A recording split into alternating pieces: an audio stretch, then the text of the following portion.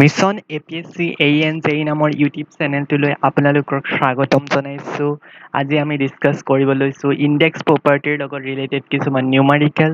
যদি আপোনালোকে চেনেলটোত পোনপ্ৰথমে আহিছে বা নতুনকৈ আহিছে তেতিয়াহ'লে please like share and subscribe কৰিব, কাৰণ এই চেনেলটোৰ যোগেদি মই বিশেষকৈ APSCৰ ইঞ্জিনিয়াৰিং লাইনৰ, বিশেষকৈ চিভিল ইঞ্জিনিয়াৰিং ডিপাৰ্টমেণ্টৰ ৰিলেটেড বিভিন্ন ধৰণৰ ছাবজেক্টছৰ কুৱেশ্যনছবিলাক ডিছকাছ কৰোঁ, থিয়ৰী পৰ্শ্যন ডিছকাছ কৰোঁ, ইণ্টাৰভিউৰ কাৰণে কেনেকুৱা ধৰণৰ কুৱেশ্যন আহিব পাৰে সেই কুৱেশ্যনছখিনিও ডিছকাছ কৰোঁ। যদি আপোনালোকে চেনেলটো চোৱা নাই দেন প্লিজ মোৰ চেনেলটো ভিজিট কৰক, লাইক কৰক, শ্বেয়াৰ কৰক আৰু ছাবস্ক্ৰাইব কৰক।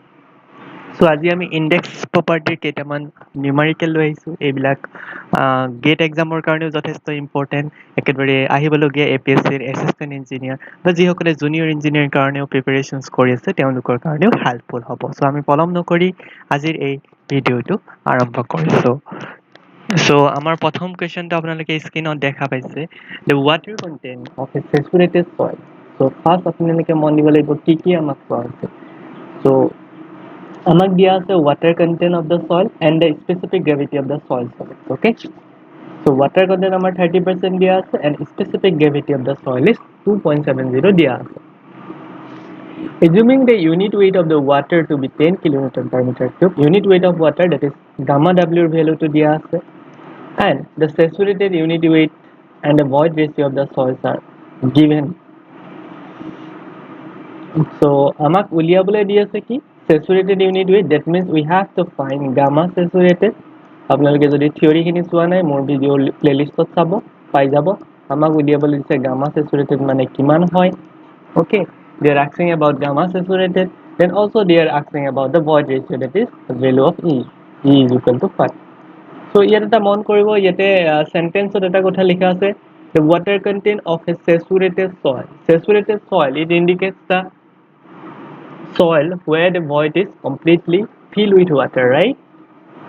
That means it is in saturation state. So saturated soil or karone amar degree of saturation ki hoy, we well know that s equal to 1. This is the hiding data. Okay, so apnaloke sentence to pohi buji pabo lagibo je yes s or value to amak 1 dia ase. Okay, then water content আমি যদিও 30% লিখো, আমি যেটা calculation করো সদায় ই কি করো পয়েন্টত লিখো। সো ডিভাইডেড বাই 100 কৰি দিলো 0.3, zero value that is specific gravity 2.7 দিয়া আছে, এছ ৰ ভ্যালু 1 দিয়া আছে, আৰু লগতে আমাক ইউনিট ওয়েট অফ ওয়াটাৰটো 10 কিলোনিউটন পাৰ মিটাৰ কিউব দিয়া আছে।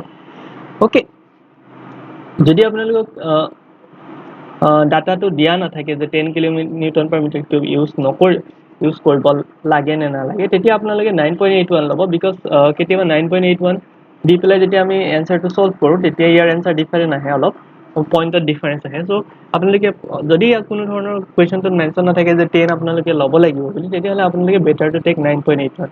অ'কে, চ' আমি সেৱাগৰ এটা ফৰ্মুলা জানো। সেৱাগ formula is basically deals with, কেনেকৈ ফৰ্মুলাটো মনত ৰাখিব, just remember the sevak. Okay, sevak ticketer jonor naam mone rakhibo and write like that. Okay, amak dia ase s or value to 1. Okay, I know this value, e value to I don't know, we have to find. W value amak dia ase 0.3, z value to amak dia ase 2.7, so we can easily find the void ratios. Now amak lage gamma saturated, so apnaloke jodi calculation korise etu apnaloke sai lok, ES is equal to WG, saturation or value to 1 dia ase, so efale 0.3 into 2.7, so E is 0.81. Okay, next gamma saturator logot gamma W eta relationship ase mone rakhiba, that is nothing but G plus E tar logot plus kora hoy 1 plus E into gamma W, right? So I know the value of G. E আমি এতিয়া find কৰিলো 0.81, E আমি find কৰিলো, আৰু gamma W আমাৰ 10 লব কৈছে। So simple, just we have to remember this formula and you can easily get the answer. So 2.7 plus 0.81, আপোনালোকৰ যদি হাতত ক্যালকুলেটৰ আছে দেন কৰি চাওক। 2.7 plus 0.81, 1 plus 0.81 into 10 কৰি দিলে we have getting an answer 19.4 kilonewton per meter cube, kilonewton per meter cube, because density unit to আমাৰ সদায় কি হয় কিলোনিউটন per meter cube এই হয়। Okay, next problem to আপোনালোকে চাই লওক। next problem on আমাক সুধি আছে a certain soil has the following properties. এটা soil আছে, তাৰ properties to আমাৰ মানে specific gravity দিয়া আছে 2.77, then porosity দিয়া আছে 40%, water content দিয়া আছে 20%, the degree of saturation লাগে। So we have to determine the degree of saturation. So আমি যদি Sevag's formula use করো, will you able to find it? Let's try. So আমি জানো Z value to, আমি জানো water content value to, degree of saturation value unknown, void ratio value unknown. So but we are given the porosity. So we have a relationship between porosity and void ratio. আগতে মই discussion কৰি আহিছো.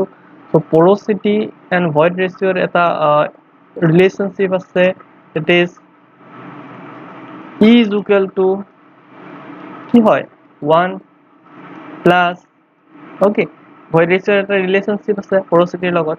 So আপোনালোকে জানে চাগে that relation is nothing but this one.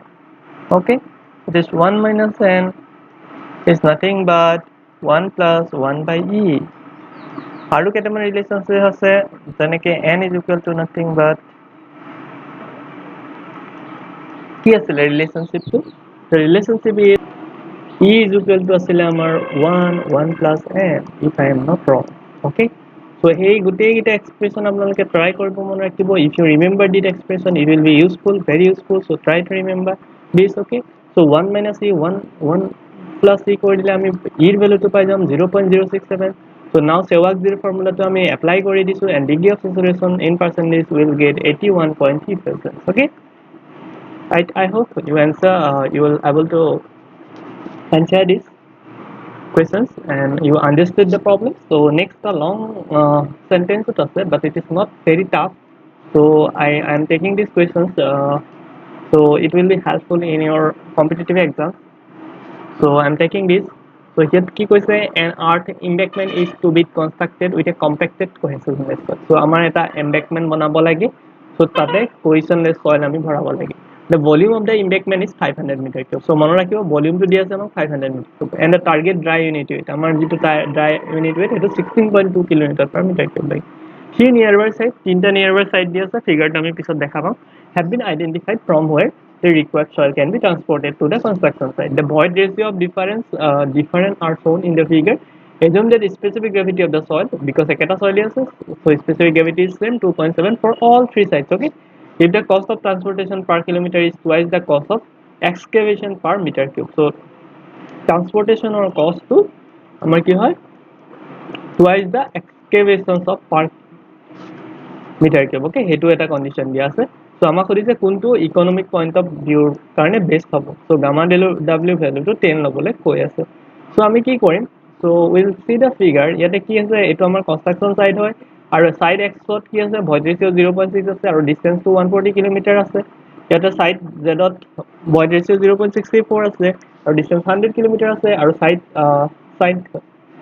আমাৰ এটো কি white আছে e equal to 0.7 আৰু 80 কিলোমিটাৰ ডিসটেন্স হয়. আমি আমাক ক'ব লাগে কোনটোৰ পৰা আমি যদি মাটিটো আনো embankment বনাবলে that particular construction site. Okay, এই construction site আমি মাটি আনিব লাগে from the side x y or z আৰু দেখাব লাগে কোনটোৰ পৰা আনিলে আমি সস্তাতে বা আমি ইকোনমিক পইণ্ট অফ ভিউৰ পৰা আমি বেনিফিট পাম. সো এতে আপুনি চাই লওক ভলিউম টো আমাক দি আছে কনস্ট্ৰাকচন সাইডৰ 500 মিটাৰ কিউব আমাক ডাই ডেনসিটি কনস্ট্ৰাকচন সাইডত লাগে 16.2 আৰু জি লাগে 2.7. ওকে, সো যেহেতু আমি গামা ডি জানো gamma w জানো g জানো we can determine the void ratio of the site. So first step is we have to find the void ratio of the site or we'll get the void ratio is 0.677 side ot amar void ratio to lage 0.667, right? Next, total volume of the solid is required. So kiman volume lagibo with respect to that side we have one formula, volume of solid is nothing but total volume divided by 1 plus a. Okay, so I know the void ratio of the site, so I can determine total volume amak lagibo 3000 meter cube or total volume to amar 5000 bile ami janu. So amar volume of solids lagibo 3000 meter cube aru apuni jane volume of solid is a constant parameter, so it will be used for all sites. Okay, then volume of the soil to be excavated. So প্ৰত্যেকটো সাইডত কিমান volume আমি এক্সকেভেট কৰিব লাগিব. So porosity সবৰে define হয়, so total volume will be different. So x সাইডৰ কাৰণে আমি volume কি কৰিলো vs 1 plus ex কৰি দিলো. So total volume is nothing একেটা formula, total volume is volume of solid is nothing but 1 plus e v 1 plus e. So total volume v total is nothing but vs plus 1 plus e. সেই ফৰ্মুলাটো x ৰ কাৰণে একবাৰ use কৰিছো, y ৰ কাৰণে একবাৰ use কৰিছো, z ৰ কাৰণে একবাৰ ইউজ কৰিছো. So প্ৰত্যেকটোৰ পৰা আমি দেখিলো যিহেতু ভইড ৰেচিঅ'বোৰ ডিফাৰেণ্ট হয়, এটাত লাগিলে 4800 মিটাৰ কিউব, এটাত 5100 মিটাৰ কিউব, 4920 মিটাৰ কিউব।